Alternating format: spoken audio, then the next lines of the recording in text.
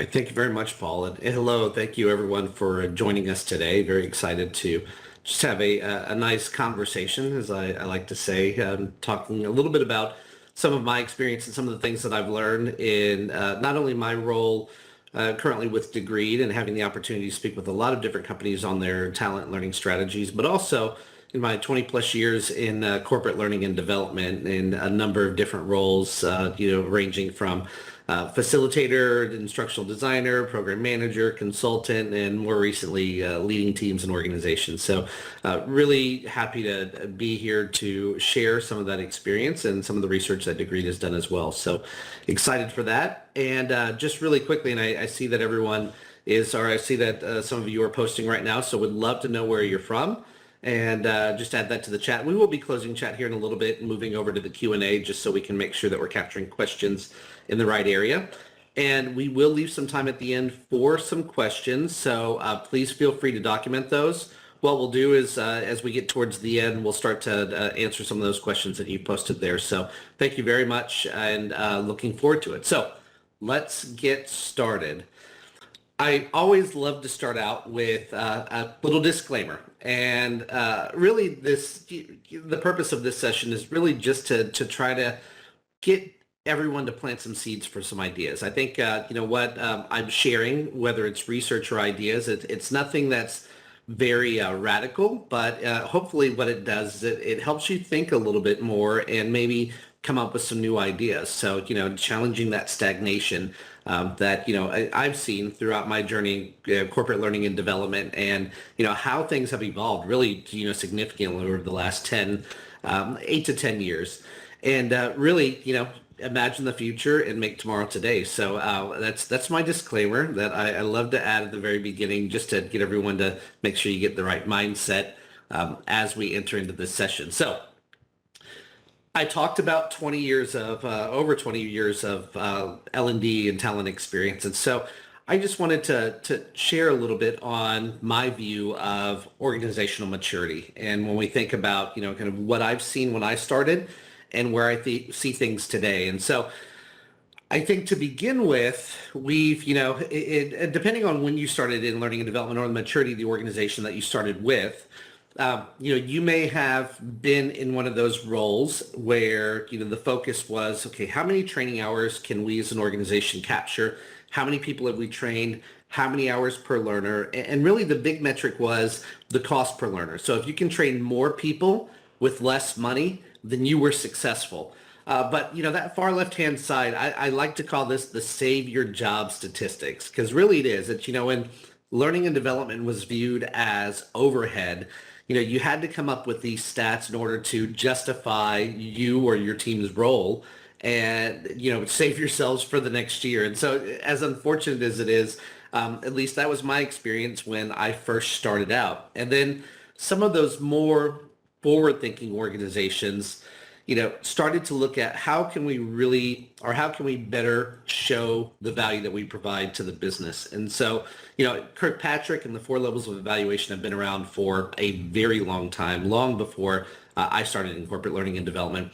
But organizations that really started to tap into, it's more than just training hours and seats and completions. It's more about how your participants react. Did they like the experience or the learning that they participated in? Did they gain knowledge? Are they retaining those behaviors over time? And then more importantly, when you can pull all those together, what is the return on investment? Now, that is still true today when we think about how we want to focus on learning programs. But one of those challenges is that last piece there, that return on investment, because you can take the same program and you can take 10 people and ask them to calculate return on investment for the success of a program, and you may get 10 different answers. And so return on investment, there's no perfect calculation. And if there are, I would love to hear, but it really depends on the program and the circumstances and the workforce and a number of different factors. But getting down to return on investment, I spent this money, or we spent this much money on this learning program, this function, and we're getting this type of return out of it. And so that's still valuable, but there's other ways for us to quantify that as we move forward. And so the big piece of that is, what we started to see emerge with the learning experience platform. And one of the reasons why I moved from corporate learning and development over to Degreed was I believed in what the learning experience platform could not only do for the workforce and building that culture of continuous learning, but what it could support in what's more important is skills as the currency of work. So culture of continuous learning, what did that usher in? The ability, where traditional learning management systems have been about managing learning and administration, which are good. They fill a very specific need. But at the same time, you started to see the emergence of more self-directed learning. And so learners would typically go to the learning management system if they had an instructor-led training or if there was web-based courses or maybe some content providers. And then, of course, you have your standard compliance training, a lot of those things that the businesses need to run. But self-directed learning was not as supported at that time. And so employees had to go kind of find their own, source their own learning or training, and then ask for funding to be able to support that. And so, that led to low learner engagement. But then when you started to kind of open it up and say, well, you can have access to all of these different resources for learning, and you can put together your own learning plans based on your specific needs, and it's very easy to get into. So we saw around the 2012, 2014 timeframe, learning engagement became important. And more important than that, we saw that we had learning engagement, but we saw that individuals were more concerned about the learning experience. And so when I encounter learning, when I'm seeking out learning, I want to make sure it's a very nice, clean experience. It's simple. I can explore, I can discover, and I have that guided freedom. And I use that guided freedom as a term that my former chief learning officer at MasterCard, where I came from before Degreed, would use. And that guided freedom meaning we're going to give you this wide open space, and we're going to put some boundaries around it, but we're going to give you the ability to explore. And more importantly, we don't care what you're learning necessarily as long as you're learning. And that was really profound thought there. So that opened the door for learners to be able to search for and learn whatever they wanted to. But then a new problem emerged, which was, I have all this access to learning, but I don't have the time to learn. And so another thing that emerged out of that was leadership engagement. We found that managers needed to be able to provide employees with the time and the resources to be able to learn. Can I have a 1 day a month where I'm just focused on learning, or maybe 2 weeks per year where I can focus on learning to support my own development, my own upskilling? So we saw that leadership engagement, and more importantly, managers as development and skill coaches for employees emerge, and that being very important in that learning experience and building that culture of continuous learning. As we started to see those pick up and emerge, then that learning mix started to shift. And I think, the kind of the standard metric was, for a lot of organizations at the time, it was, 80% directed learning and then 20% self-directed learning. And now we've started to see that shift. And COVID actually introduced, something that really forced us to move that learning mix. We couldn't have classroom training. We did shift to live virtual training, but a lot of times, employees working from home and balancing their other priorities outside of work because everyone was at home. So they had to find the time to learn. They had to find the resources that best suited them. So changing that learning mix and, getting to that maybe 50-50 where it's 50% directed and then 50% self-directed. And that emerged. Now that's a typical need requirement for organizations in supporting their employees' development. And then last but not least, in that culture of continuous learning, we saw, social media helped merge this quite a bit, but social learning activity. And, not only was it, hey, I liked this learning, I'm going to share, I'm going to comment, but it was about building those communities of practice, which have always been around, but it was giving employees the platform to build those communities of practice. And, you start to think about, these other topics that come up, learning in the flow of work. So can I go to a Microsoft Teams or a Slack channel and with other people that are like-minded or that are focused on the same skills, and can I get answers from individuals that may be experts. So promoting social learning activity and being allowing communities of practice in your organization to grow. So now you have these pockets of expertise where employees can join based on their specific preferences and learn more. And it's not just learning from this singular or this centralized learning function, but it's learning from your peers, it's learning from experts throughout the organization, and more importantly, those experts wanting to, earn that reputation equity and be able to share the knowledge that they have. So we saw some really profound advancements with that focus on the culture of continuous learning. And so that leads us into around October, I think it was October 2020 when the World Economic Forum released their report on the future of skills. And they said by 2025, I think 50% of the skills today will be obsolete. And please don't quote me on that. I know that we have I'll pull that data up and validate that. But what it comes down to is that we know that organizations need to focus on skills, and skills not only for the workforce for today, but the skills for the future, because they will eventually be obsolete or they'll need to evolve. And so organizations started to focus on, we need to speak in that language where skills is the currency of work. And this is interesting because you have a lot of organizations that kind of didn't know where to start. And they said, okay, so we know we need skills, but do we need to build a competency model? Do we need to have a skills taxonomy? What's a skills ontology? How do we figure all this out? What I like to do is I like to kind of boil it down and simplify it as much as possible. And when we think about skills in an organization, specifically where it supports, skills as currency of work, it comes down to simple supply and demand economics. So if you think about what are the skills that my organization needs in order to drive our business for today and for the future, and what are the skills that I have? And if we compare those, then we can see what specific gaps we have. If I need A and I only have supply of B, how do I fill that and achieve equilibrium? So I have enough supply of skills to meet the demands for the business. And so looking at it that way, it helps organizations to get a starting point. You don't really need really complex competency models built out or skills taxonomies, or you don't even necessarily need skills mapped to roles for your organization. A lot of that can be thought out as they're going through this process. So I'll get more into that a little bit later on, but some other important factors involved in skills as the currency of work. You have skill progression, and I like to simplify because it comes down to skill acquisition and growth. It's acquiring new skills and it's growing those existing skills. So over time, whether it's individuals or your workforce, are they acquiring new skills? So are you seeing the volume of skills in your organization increase?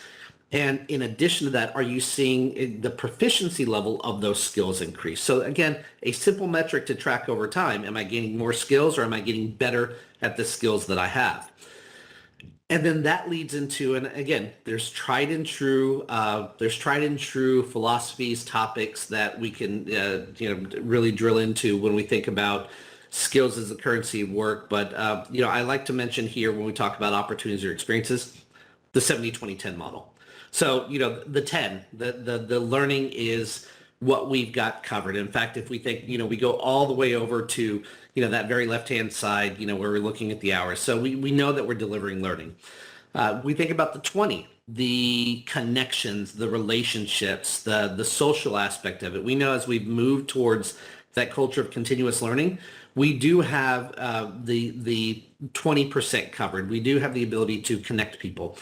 But more importantly, it's that 70%. And a lot of times for organization, that biggest gap, it's how do we take experiences and offer them to employees so they can really hone skills? Because if you think about it, learning is learning until the individual has had a chance to practice and to test and to really hone that skill. And so that's done through experiences or opportunities. It could be short-term gigs. It could be jobs, which is the traditional route. Could be participating in hackathons. It could be mentoring others. It's anytime there's an experience where an individual has the ability to apply what they've learned, to practice it, and to make it better. And last but not least, that last factor with skills is the currency of work, and something that we're seeing, very important, especially as, business and technology, they are moving at an accelerated pace. but it's being able to glean into your skill information and find out what are some of the skills that are emerging that may be potential disruptions to my business. And when I mean disruptions, they're not necessarily positive or negative. It's just meaning that there are things that are indicators that I'm seeing from my talent, and more importantly, the skills that they are gaining or that they have, that could introduce some type of disruption. Now, because I came from financial services prior to degree, I like to share the topic of blockchain development and cryptocurrency. These have emerged, and these have emerged more recently as important factors, so much that the financial services organizations are focused on cryptocurrency. And of course it has its ebbs and flows as it's going through now, along with different economies. But most importantly, it's that these skills and these individuals interested in these skills started to emerge early on, but companies took a little bit more time to catch up.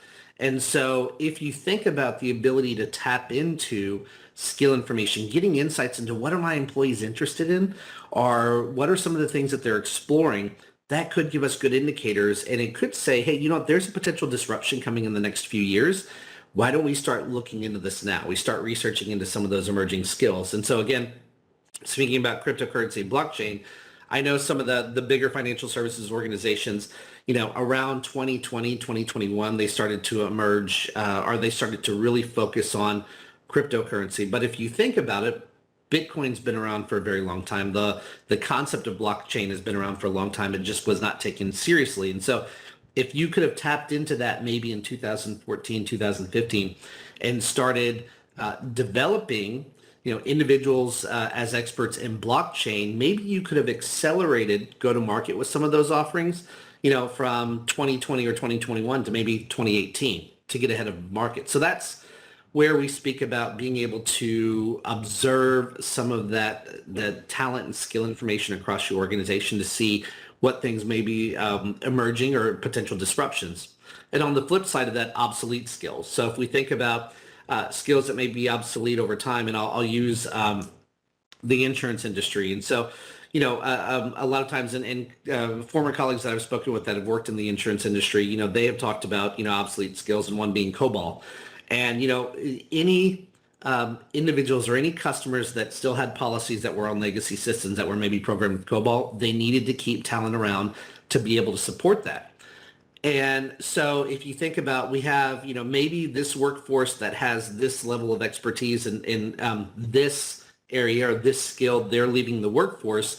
That could, again, potentially introduce disruption to the organization, because we need to rebuild some of these skills across organization to help us through that transition, especially if we're losing skills or some of these skills are kind of going away. We still need some residual individuals that have the skill that we can develop. So, skills that may be going away, or individuals with those skills that may be leaving the workforce or leaving the organization. How do you really start to focus on how I manage, based on the skill information I have between emerging and obsolete skills, how do I manage the talent in the workforce to make sure that we can handle any of those potential disruptions? So that's kind of give you that whole story, and based on my experience, and I would love, as we go through, questions, or for anyone to post questions on what they may have seen, or some different topics that we can talk about more. So I want to dive in a little bit here into some of our research that we've done as part of Degrees How the Workforce Learns. And so we know now, and more importantly, I would say, really that World Economic Forum report that came out, I saw a lot of stories, or heard a lot of stories, where CEOs were more involved in their agendas having to do with skills of the organization.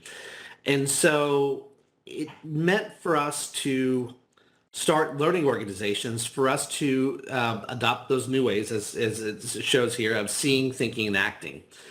But that required learning at scale with speed, and not very easy to do. And why is it not very easy to do? Well, because if you think about, where we've come from learning, performance, we have to support our employees to help them achieve their yearly or their annual objectives. compliance, tried and true. Most any organization has some type of compliance requirements now that they must meet, and that's a given for any training organization to be able to fulfill. And then readiness to do the job, readiness to do the job that they're in, that functional training, and maybe readiness to do a job that they may aspire to. But that has not been as much of a focus until, I would say, recently, again, in the last 10 years. So what are those new expectations? Adaptability, the ability to change effectively. And so, if we think about learning organizations, as we go through, any potential disruptions, how do we address that disruption, and how do we change our organization, whether it's changing the way that we work or changing values or even maybe a change in the culture, but how do we support that, our organization to change effectively? How do we support innovation from a learning and development perspective? How do we keep our employees growing and our organization growing? Resilience, this is, and resilience, I'll bundle this in with wellness. And why is that? I think everyone on the call here has lived through, and maybe in learning and development or talent, has lived through, what happened in 2020 when COVID emerged. And we think about, the importance of wellness and resilience, so all of a sudden everyone had to work from home, even if they were, or if they were used to working in offices, they had to start working from home. So that was a big shock. We knew that mental health could be a huge impact. People nervous about, what's happening around the globe. People nervous about, I'm working from home all of a sudden, or even team managers. I'm worried about the mental health of my employees because of, everything that's going on. So one, resilience to be able to absorb shocks that not only, those companies or the globe is facing, but wellness, supporting employees throughout that process. And then more importantly, and where we saw a lot of organizations, be able to turn around very quickly, was that agility to quickly respond. I remember it was early March, and I have to give a shout out to, we were a LinkedIn Learning customer at the time. And the very emergence where we started to see that things were going to shut down, LinkedIn had sent out to all their customers a curated learning resources on how to deal with the oncoming pandemic. So working from home, effectively working from home, managers, how they support their employees. And so this was great because it allowed organizations to take this information, turn around to their employees very quickly. So I do have to applaud LinkedIn Learning for sending that out to their customers. And then these organizations that were able to leverage that very quickly and turn it around to respond quickly to something that was happening. Over on the top right-hand side, sustainability. And I think, it's not just sustainability for, the future. And, a lot of times when we think about sustainability, we think about green, but, we think more about kind of that durability to strengthen resources. And so, and I'll use that association when we think about green, because we want to make sure that we promote a healthy planet that we'll have in the future. Well, this is the same way with our resources. We want to promote healthy workers, very equipped, very sustainable workers that, they can help support the company as we move forward. So sustainability, very important. And social aspects, and I'll bundle inclusion and culture together, but the social aspects of things that have been facing organizations, and really focused on inclusion. And for me, that's a big piece of it. And I think, there's inclusion can mean a lot of things. If it's, whether it's from gender or from culture or from race, but also inclusion, we think about, how do we create an equitable experience for all employees and they feel that they belong? And, as companies grow more globally diverse, you have the headquarters and you maybe have some large offices, but employees in small offices don't really feel like they're included because they don't get the support, they don't get the resources they need. So how do you promote inclusion to where every employee has an equitable experience? And a lot of that is driven through the culture, and it's making sure that no matter where that employee is, if you support inclusion, that culture will also come along, and that employees feel like they're engaged. And if they feel like they're engaged, or if they are engaged, they will stay around longer. So you retain those employees. But ultimately, if you compare kind of the left-hand side to the right-hand side, you can see that, wow, that's a big change. And learning organizations are expected to deliver better, faster, and cheaper. And so that creates this new complexity. Now, if you think about especially where we're needing to go with skills. So I'm going to go ahead and jump ahead really quickly just on a little bit more research and focusing on really creating the right conditions. It's not about throwing, getting the best resources out there. I mentioned LinkedIn Learning. There's a lot of them out there. Pluralsight, Safari Books Online, and TED at Work, and Coursera and Udemy. And so there's a lot of them out there. And so it's one thing just to provide that content for employees, but it's more about setting the right conditions. And so if we look at, where L&D teams can provide training, but more importantly, create the right conditions. So, I think the left side, providing training for people, that's a given, right? It's analyzing the needs and identifying competencies for your organizations, building those training plans, either, buying content or getting facilitators to deliver it, implementing courses so you can, get the right completion, and then, again, pull some of that information to know that your workforce are engaged or participating. And then ultimately evaluating learning impact and ROI. So if you notice here that providing training for people on the previous timeline that I showed you, very left-hand side. If we think about the right-hand side, we're moving towards culture of continuous learning and skills as the currency of work. It's about identifying, using data to identify the skills needed for work. And here's the interesting thing, and I love kind of bringing up this topic. So organizations say, great, you know what, but we haven't really identified the skills that we need, for people to work. We have these roles, but we don't know how to map those skills. And so, almost every organization, I'm assuming, is going to be hiring at any given time. And if you're hiring, you have to produce job descriptions. And in those job descriptions, you're giving the responsibilities for the role and maybe some of the characteristics or, the profile of an individual that would be successful in the role. Those are actually the skills needed for work. They're just not written as very granular or discrete skills, but it's written in a nice prose form that says, in order to be successful in this job that we want to hire people for, you need to have, these are the specific requirements. So that data is actually there. It's more about pulling out or inferring that data in order to understand what those skills are needed for that individual role that you're hiring for. But the raw ingredients are there. When you get people in, so that's your, that number one is that skill demand, but the skill supply, encouraging people to indicate their strengths. And so I think this is very important. If you think about, one, just knowing the skills that you have across your workforce, but I like to call this diamonds in the rough. And so used just a really quick example here. So back in my more recent job before degreed with MasterCard, there is an individual that was leading physical security for North America, and he was actually leading a virtual reality project for active shooter, which was very interesting because, people engaged in an active shooter scenario in virtual reality helped make the core concept of run, hide, fight stick more. But, it's this chance meeting with this individual that was running this program who is extremely passionate about VR and its applications and learning. But I never would have come across that individual had it not been that chance happening, getting exposed to this program.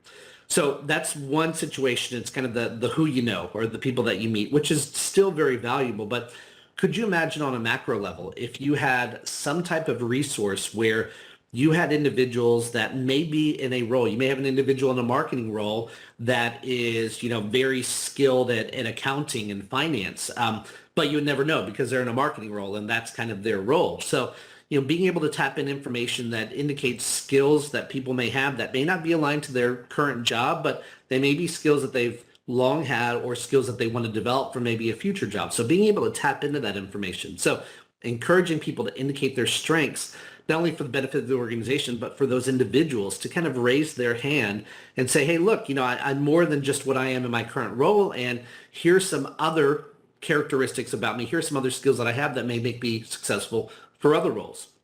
So very important to the employees in putting in or indicating their strengths and using a system to be able to do that. Guiding people to learning that matters. And I think that's where you start to kind of tap in. If I know where my people have some strengths, where they have interest, then I'm better equipped to guide people to learning that matters most to them. And again, it's, giving them enough freedom and choice, but giving them a little bit of guidance on how to find those resources and giving them a place to start. So guiding them to where it matters most to them, but giving them flexibility. And I mentioned before, learning from people, content, experiences, 70-20-10 model. Things, continue to, we see old becomes new. And so in this case, 70-20-10 has been around for a long time. But again, it's so much more important because now we have the technology that supports the ability to learn from content, people, and engage in those experiences. And that's where we see career hubs and talent mobility platforms emerging because they're offering employees those experiences. And last but not least, it's, we can bundle all this up, but unless an organization has the ability to track progress and stretch skills for individuals or for the organization, then that's where they truly have that value because that drives the business forward. And again, you have employees because you need to drive your business forward. And if you're not, then you can't support those employees. So it's got this symbiotic relationship and making sure that you have the data to drive your business forward because that data is going to give you insight into the skills that you have. And I'll get to more about that here in a moment. So lots of information. I'll get to diving a little bit more into a learning culture and some of based on the research that we've done and the people that we've reached out to, how we focused on, building that right learning culture.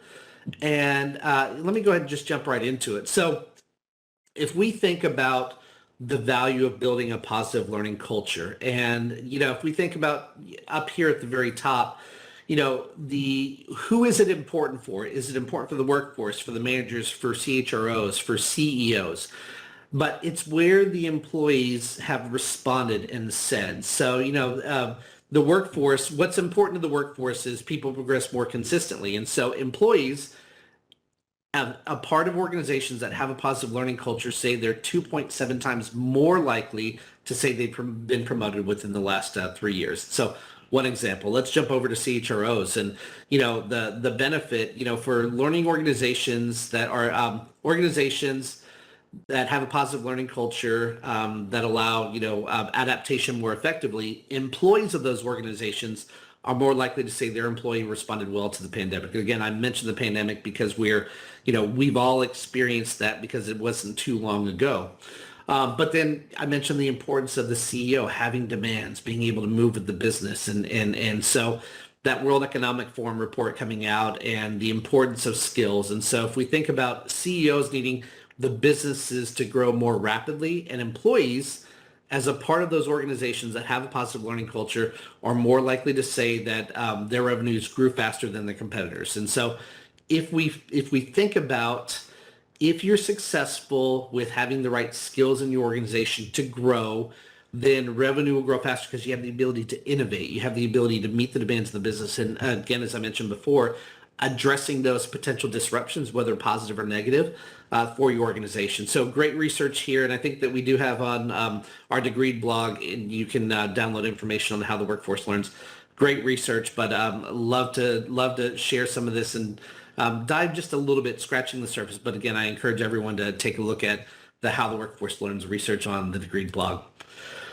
Right, so that's all great, right? We know the value, we know the importance of creating a positive learning culture, but how do we create the conditions for that? And so you notice here that there's arrows pointing, but there's no end, because really creating that positive learning culture, you don't say, okay, we've created a positive learning culture, we're done with our work, and we can move on to the next thing. It's never that case. It's one, and we talked about, tackling that challenge.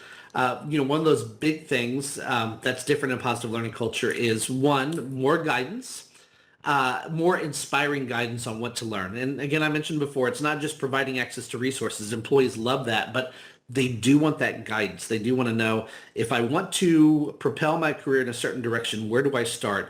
How do I get access to those resources? So very important in providing the guidance to begin with. But more diverse learning. And we talk about, I talk about equitable experience and everybody having access to learning. But the underlying component of that is that we know that not every learner is the same. So we say we're offering this, virtual course to everyone across the globe.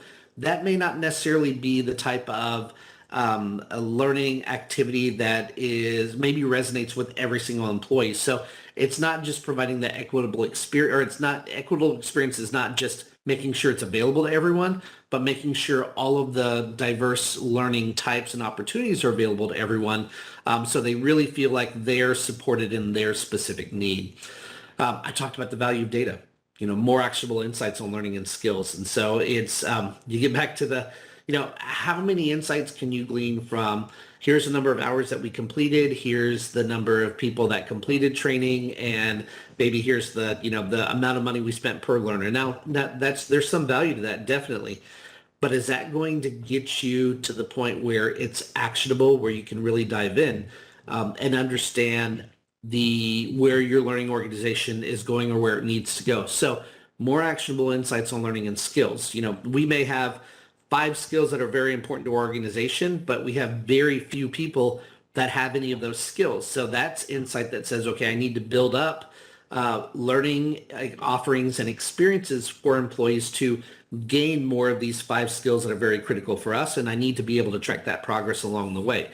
So offering more actionable insights on learning and skills, and I'll get to data here again in just a little bit, but moving over into more transparent opportunities. And again, that's where the importance of a career hub or a talent marketplace, they've really emerged lately in, being able to offer those opportunities to employees. And so the challenge, or I think the frustration, let's say 10 years, further than 10 years out, we had, employees that said, hey, there was an internal job that I posted for and I didn't hear anything back. No one reached out to me. So I guess I just wasn't qualified for that role. And so it's not just about posting the opportunities, but it's about being transparent about those opportunities. So if people are selected, giving them the right feedback, giving them more micro opportunities or experiences. So it doesn't have to be a full-time job. It could be a project or a gig that you worked on.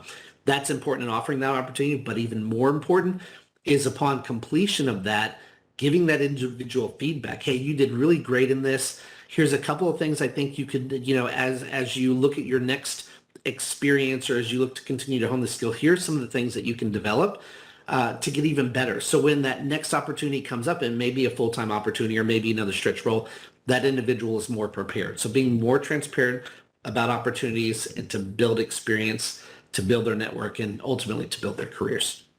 So, all right, I'll take there's a quick, I'll just take a quick pause here. I know that we have about 20 minutes left, and so I do want to leave at least 10 minutes left.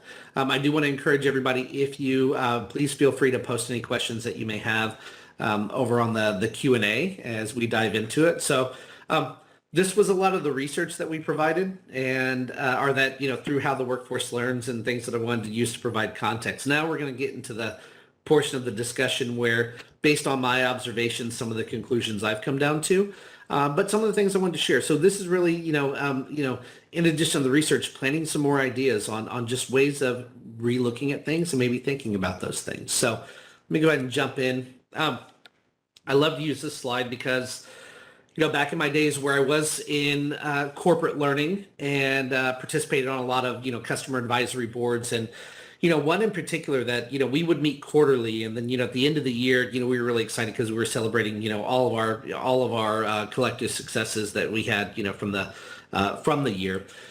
And a lot of my colleagues that I spoke to from different organizations, they would say, hey, we're really happy about, we introduced this leadership program, or we have this leadership program that we're going to launch this next quarter. And we're very excited. We've invested a lot. We've got our leadership excited. And so the very next year, same time, hey, we're really excited about launching this new program, and we've got a lot of investment. We've got senior leadership. And let's say it's just a new leadership framework and a leadership development program. And then the very next year, again, we're launching this new leadership framework, a new learning and development program. So you can kind of get the idea here. And, so I would ask questions and dive in. So I know you're really excited about your program the previous year, and you're doing another one. And so, a lot of the responses were, yeah, we found it didn't work, or our people just weren't very interested, or we weren't seeing the benefit of it. And I like to boil that down into, especially, when you think about how much organizations spend and the planning and the work they put behind building a strategy, only to scrap it a year later. And, this is a good example to talk about. A lot of people have great expensive, I say expensive strategies because they invest both, time and money. and they move right to execution. So they've got this, they've sold it, they're executing on it, but then they come back a year later and we don't know where we were successful, and kind of these things fell apart here. And so what I like to say is there's a big gap in between strategy and execution, and that's operationalization. And it's taking that strategy and translating it down into smaller pieces to then understand where you can track the progress over time, and then you can make those adjustments or you can iterate along that path. So if you think about your starting point and over the course of a year, if you've got no operationalization, you may have to scrap at the end of the year. But if you do have operationalization, then you may see things that you can tweak. Okay, so our communication, our change management plan is not working. Let's change that, within the second month of our program and see if that picks up. Or, we're spending money on this facilitator or this program and we're seeing it's just not really resonating. Maybe we bring in a new vendor to help us support this. So it's being able to break down into those components where you can change and iterate, and more importantly, track the progress along that. So when you get to the end of that year, you don't have to scrap your strategy. You can tell the story about, we noticed within the first or second month, or maybe the first or second quarter, that we weren't really getting to where we needed to. So we were able to change. We pivoted, and we came out better. And so now we're running on the success of the previous year of the program, and we're really excited to add new things to this upcoming year. So it's just thinking about, you have a great strategy, you know how you're going to execute, but have you thought about how you're operationalizing that, how you're breaking it down into the individual components to be able to track progress and to be able to pivot where you need to. So very important. I love to overlay that with the prior, model that we had here, that evolution of organizational maturity. And we see a lot of times, so the strategy, right? I say the strategy is the easy part, but really, if you have the strategy and you sold it, and you've gotten all the buy-in that you need, that's the easy part. It's when you start to having to execute and, achieving the right insight or achieving the right insights for desired outputs, that's hard. That starts to get a little bit harder, because those are the moving pieces where a lot more people are involved to do that work. And so, in order to get from strategy to execution, think about how you produce the right inputs to achieve those outputs. And again, that's making small or breaking it down to a small enough piece where you can, one, capture the data on the progress, but then two, iterate or make changes, adjustments, pivots along the way so you can achieve what you want. And it's not only important in one of these aspects, it's important in every single aspect. And I'll use an example here. I've got, I'm not getting as many people trained in what I want. So I've got this great program. We've bought, 100 classes delivered to our entire workforce. And we only have people, we have very few classes that are filled up, and people just aren't participating. So, the number of people you're training, but if you understand, instead of saying, well, we offer these 100 classes and it didn't work, it's maybe you start less, you work on your change management and your communication plan. And if that's not working, then you can change. But what you haven't done is you haven't overcommitted to too many classes that you can't fill. You're incrementally adding based on the success of your change of communication plan. So that's one example here. But if you think about skills as a currency of work on the right-hand side, and we think about how we operationalize, if I'm introducing a competency model or a skills taxonomy, and I'm seeing that, we are starting, the skills don't necessarily resonate with the roles of the organization. And instead of saying, well, we just have to scrap the entire thing, it's maybe looking at the data and looking at some of the skills that people are having and making those adjustments in agreement with your business. So again, operationalization, very important in using the data to track and giving you the ability to easily pivot or change direction where necessary, so you can, really maximize that investment that you had in that strategy, and then you can achieve the execution that you're desiring. And again, adds benefit to the business and to your employees. All right, so a couple more slides here I want to jump through, and then we'll dive into some of the questions here.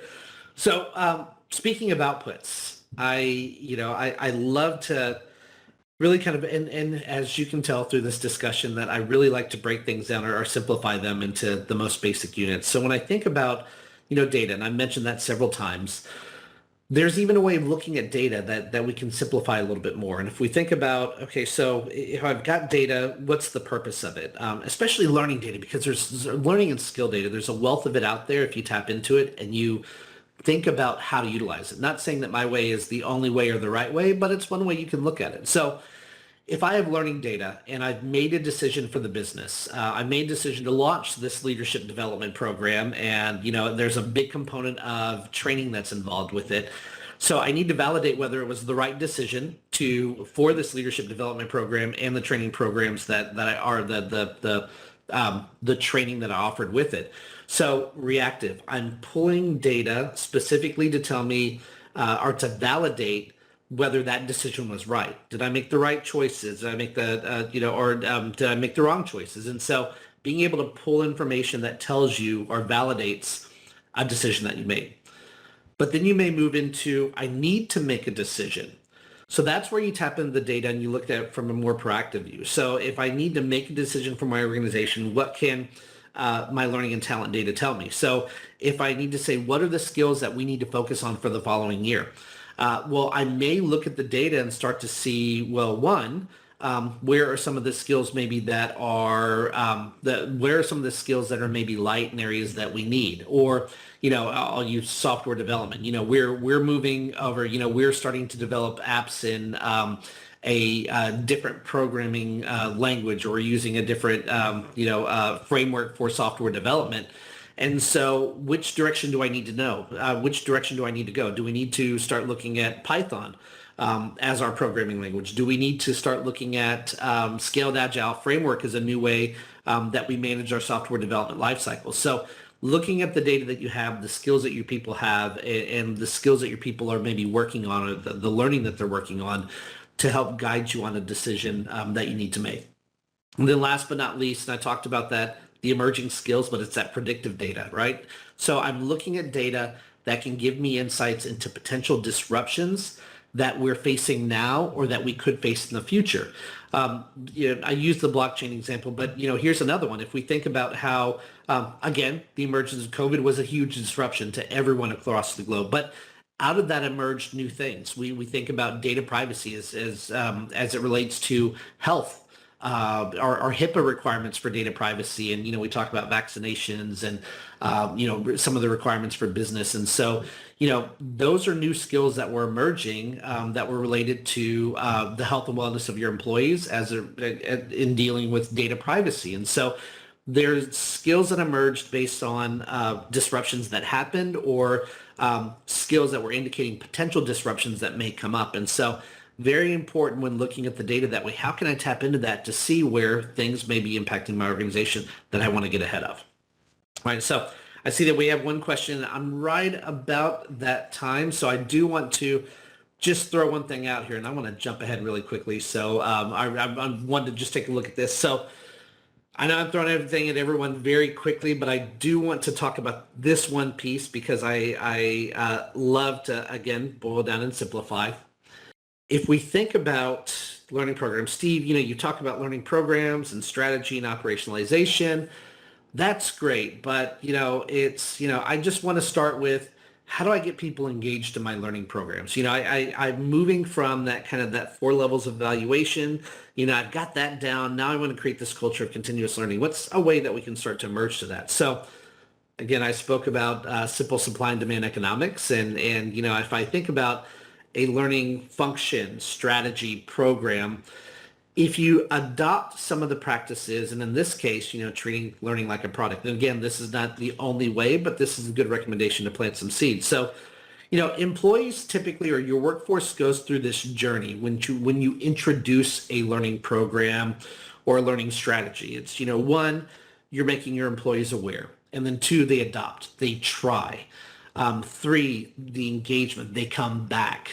And last but not least, the ownership. They're taking control of this. And this is where you start to see those communities of practice start to emerge. And so it's no longer, the learning function no longer has to manage an AI and data science community of practice in the organization, because you have employees that are experts and employees that want to learn that have built it up on their own. And ultimately, that gives the learning teams more flexibility to start pursuing some of the new things because the employees or the workforce have taken ownership of their own development, their own learning, and they're help building those expertise more than any learning and development function could equip just a select few individuals. So you kind of go through that cycle here, but I like to overlay this with, so that's great, Steve. We move through awareness, adoption, engagement, and ownership, but how do we really get there? And I talk about the operationalization, and you know, and if any of you have faced the, hey,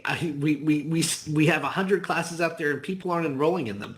Well, it's maybe because you have too high of supply and not enough demand. And so, again, simple supply and demand economics, how do you increase demand? And a lot of times using principles of psychology, I'm also a big fan of Robert Cialdini and and influence, the power of influence. But if you think about, well, so if I offer way too many, and there's not enough demand, then my population is they're not going to see the scarcity of it. They're not going to see, wow, this is something I should participate in. Versus if you make very low supply, you tend to see that you have waiting lists and you have people saying, well, I can't get into a class. You're starting to artificially pump some of that demand for the class because you're intentionally keeping the offerings low, but you're building interest, you're building excitement. Again, you're tapping into that concept of scarcity. There's not enough around, so it may be something that I really want to take part in. But eventually, you'll get to that point where you have low supply and then you have high demand because people are adopting. So now you want to increase your supply and get that equilibrium, and that's that sweet spot. I have high supply and high demand, I'm meeting that. So now, instead of launching 100 classes, I may go 10 here and then 10 here, and then I bump it up to 30 classes. Then I bump it up to maybe 40 classes. And so I've now reached that point where I have enough people demanding and I've got enough supply to meet, and we're in that sweet spot and our employees are engaged. But ultimately, there's an indicator where, that supply will end up exceeding the demand because, people have participated. Now it's kind of saturated or oversaturated. And so then you have to start looking at that strategy, that framework, that program, and start to think, okay, so what's the sustainability of this over time? Do I need to start to decrease my supply because demand is lowering, or do I need to reintroduce? Do I need to extend this somehow? And there's different ways to extend it. One of those ways is to turn this over to your communities of practice and let them take over so they can start to help better manage the supply based on the demand that's out there. So it no longer becomes a requirement for learning to manage this program until it's, finally sunset, but it's handing it over to a group that's more than happy to take this on, and you're empowering them to help develop the organization through these communities. And so you may sunset this program formally from your learning and development organization, but it's still running and it's very healthy because you have your communities or you have your employee population that has taken this over. So just some ideas here to share. I'm going to go to the questions here, but I am going to leave with kind of the L&D team of the future. And so, based on my time, what are some of the different kind of roles that I've seen starting to emerge or different titles? And if you think about how some of these are legacy roles, but some of these are now kind of moving into, you don't have your traditional instructional designer. You have maybe an instructional designer / content curator. You don't necessarily have your learning administrator, your LMS administrator. You have an experienced designer, and maybe you have a product manager along with that. Some of these other skills that are now emerging, something that's very exciting is virtual reality and learning in the metaverse.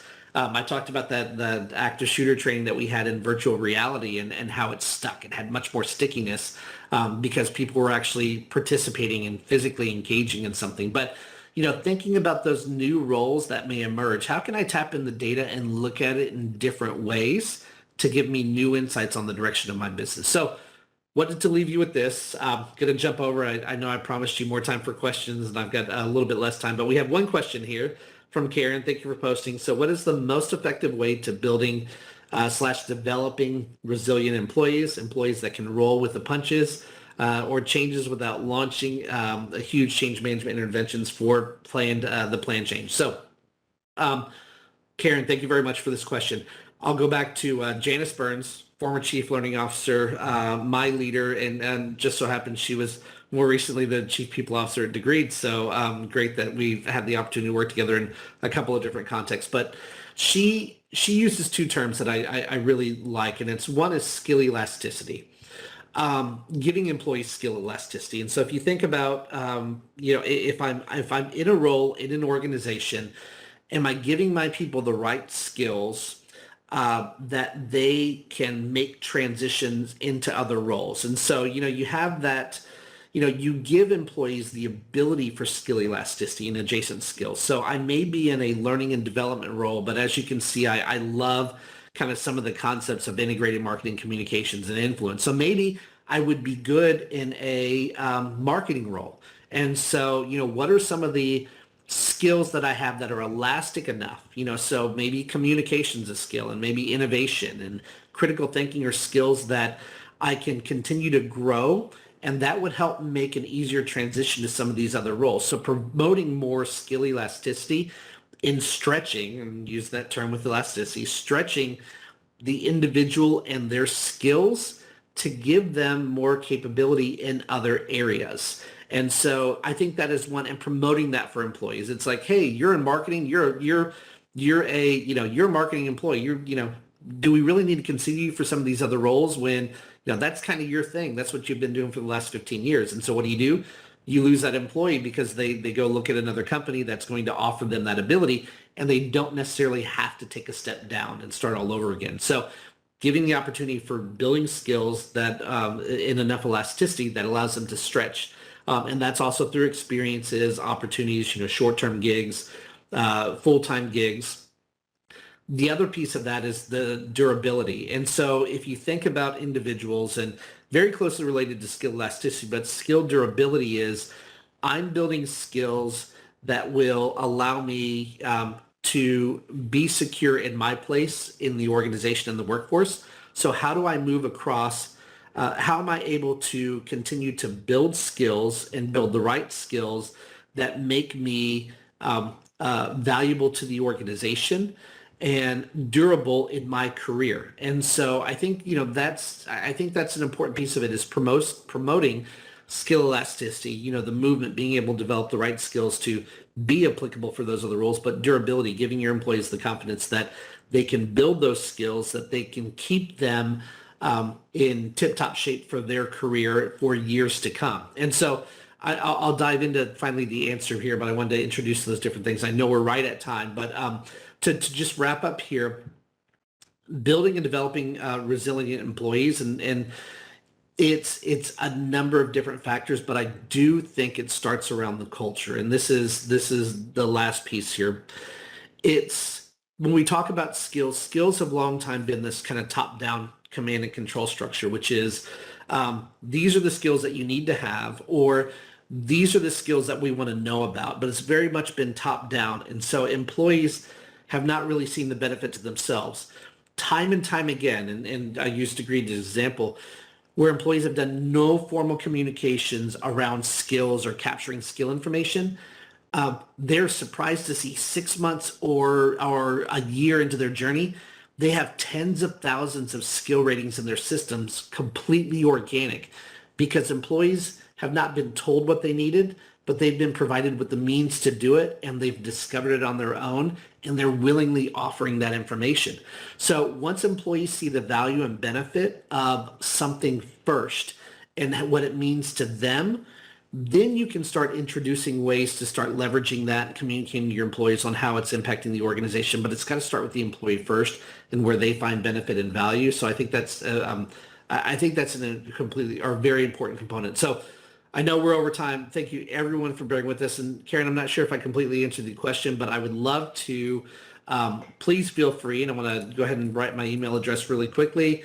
I think it's going to be provided here as well, but I'll post my, I don't know if I can post it. I'll make sure that my email address is posted for everyone, but I would love to continue the discussion. So please feel free to reach out. It's sboucher@degreed.com if you'd like to reach out, but I would love to hear from you if we'd like to follow up. So thank you very much for your time today. Really enjoyed being able to share.